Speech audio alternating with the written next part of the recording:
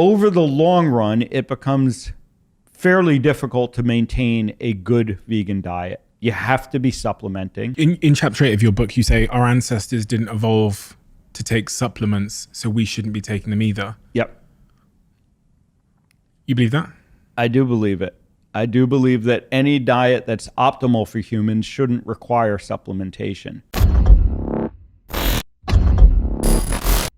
Hey, what is going on, everybody? So today we're going to be covering a clip from a podcast where a heart surgeon makes multiple false claims about the vegan diet. Now, I actually have some history with this heart surgeon, which led them to block me on Twitter. For the longest time, he had a Twitter bio that, in all honesty, confused the hell out of me and many other people. It said, "I've done over 3,000 heart surgeries. Please don't be my 3,001st. Discover if you are at risk of a heart attack at ifixhearts.co." So I said, no disrespect at ifixhearts, but I'm very confused by your bio. If you've done over 3,000 heart surgeries, then the 3,001st has already happened, right? Or did you stop halfway through the 3,001st surgery and are currently at 3,000.5? I need clarity, thanks. I ended up getting no response. He ended up just making a tweet that I can't really see right now on the screenshot because he blocked me, where he ended up just regurgitating his bio. So I said, here you are confusing everybody again. Please help us. Your bio and this tweet says you've done over 3,000 surgeries, yet your bio also says, don't be my 3,001st surgery. Are you currently halfway through a surgery and at 3,000.5th of a surgery or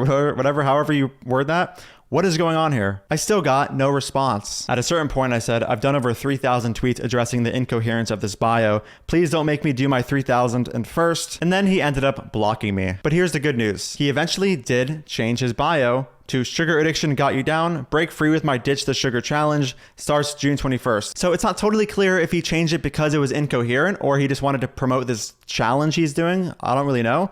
Hopefully, the former, because we want to make sure that this heart surgeon is capable of being coherent, right? Also, it's a bit irresponsible to tweet while you're doing your 3,001st heart surgery, right? He's like halfway through making this his bio. Just a little weird. Let's now get on with the video. In your medical practice, have you seen any recurring trends based on people that have consumed a vegan diet?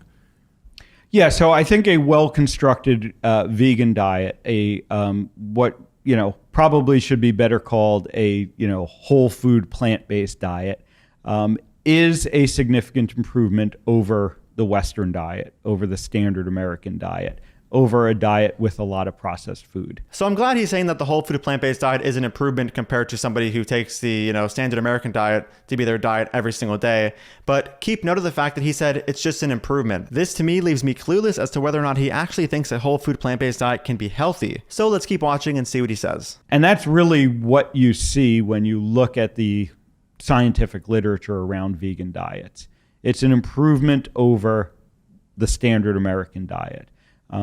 But it's not necessarily optimal, and especially over the long term. All right, so first of all, let's remember what the question was. The question was, in your practice, have you seen any recurring trends of people who are on a vegan diet? He hasn't really answered this question at all. He just made some claims about the diet literature, only suggesting that a vegan diet improves people's health when switching to it from a standard American diet with processed food. So he has failed to answer the question so far. He then goes on to say that it's not necessarily optimal over the long term. So first off, this claim that a vegan diet has really only been shown to be better than an unhealthy American diet is just false. The Adventist Health Study involves comparing healthy eating meat eaters to healthy vegans and showed positive health outcomes for the vegans. He also said that a vegan diet isn't necessarily optimal, especially over the long term. And of course, no evidence was provided for this claim. And I'm not going to sit here and say that a properly planned whole food plant-based diet is the most optimal diet there is. I think it competes heavily with the Mediterranean diet and a pescatarian diet. But regardless of this, there is plenty of health outcome data to suggest that it can be optimal if planned appropriately, including in the long term, which he said a vegan diet especially isn't optimal in. Let's continue. So the story that I see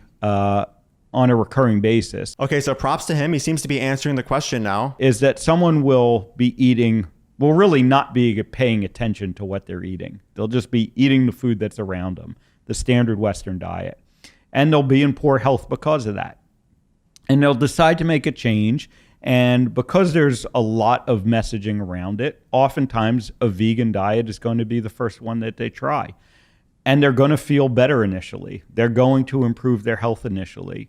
Their metabolic health markers will improve.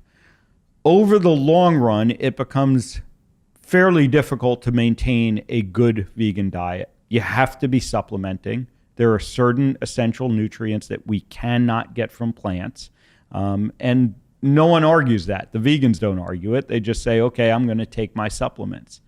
It's hard to get the right amount and the right balance of proteins and amino acids from plants. All right. So he mentions that he sees this whole standard American diet to vegan diet short-term improvement trend in his practice, but that over the long term, it becomes difficult to maintain a good vegan diet because you have to be supplementing and it's hard to get the right balance of amino acids from plants. First of all, taking a supplement is not difficult. In fact, I'd argue the easiest thing I do every day is take a vegan multivitamin that contains vitamin B12, D, and iodine. It literally takes me 10 seconds to accomplish. He also claimed it is hard to get the right balance of amino acids from plants. This is a false claim. When you take into account that every whole plant-based food contains all 9 essential amino acids, along with the side to consume an adequate amount of calories per day, it becomes very difficult to not hit an appropriate balance of amino acids from plant foods. Every day, I consume around 150 grams of protein, and this is my, quote, balance of amino acids. Not to mention that I personally eat more protein than the average person because I'm trying to maximize my muscle and strength gains. For the average person who doesn't have these goals, it'll be even easier to get this optimal balance of plant-based amino acids. And again, if you're supplementing, you can do it. So the people that I see having long-term success on vegan diets are often working very hard at it. And they're very carefully planning. And like you said, it becomes hard to do on a day-to-day basis unless you're really putting a lot of energy into it. This is also just false. I know of many people in the vegan fitness space who speak on how easy it is to maintain this diet. Now, obviously, everybody is different and will have different ideas of what is difficult, have different life circumstances, etc. But I have no reason to believe that a healthy vegan diet is significantly more difficult than a whole foods omnivorous diet. Both kinds of diets, if you have the goal of being healthy, are going to be more difficult than a standard American diet that requires very minimal cooking and whatnot. In chapter 8 of your book, you say our ancestors didn't evolve to take supplements, so we shouldn't be taking them either. Yep. You believe that? I do believe it.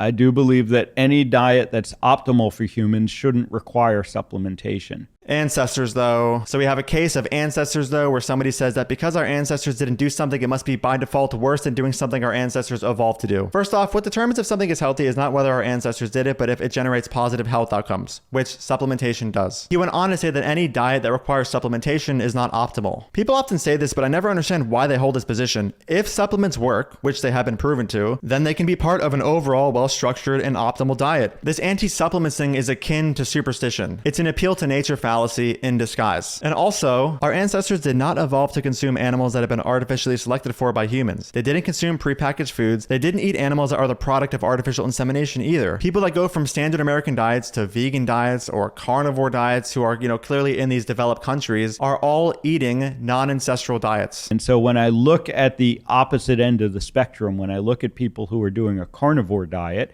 and eating all, or at least primarily, animal proteins, they usually don't require supplementation. And they are thriving on long-term carnivore diets. Oh, the irony here. You gotta love how he says that vegans can't thrive long-term and then says that carnivores are thriving long-term when we only have research on long-term vegans and not long-term carnivores. Amazing stuff here, guys. And I think it's a more ancestrally consistent diet. And I think that it is in a lot of ways easier to maintain. You don't have to quite do all of the planning that goes into a vegan diet. Really? You think the carnivore diet is easy to maintain? Think about how restrictive a carnivore diet is compared to a vegan diet. Sure, maybe one doesn't require as much planning because all you're doing is eating animal products, but in terms of which diet is more easy to maintain, it's probably going to be the more restrictive one. Just a really bizarre claim here. Anyway, guys, thank you so much for watching. If you support my work and want to get early access to it, you can click the link in the pinned comment and support me on Patreon, which also gives you one-on-one messaging access with me. And if you don't know, I do have a book going over most, if not all, of the anti-vegan arguments you can hear online. If you want to get that as well, that'll be linked in the pinned comment. Thank you again for watching, and I'll see you in the next video. Dude, Fuck off, I don't want anything to do with you. Don't ever speak to me again. You're a fucking piece of shit. even vegans don't get your weird, stupid wannabe sense of irony here. Who is your audience? Nobody gets these dumb jokes. Dude,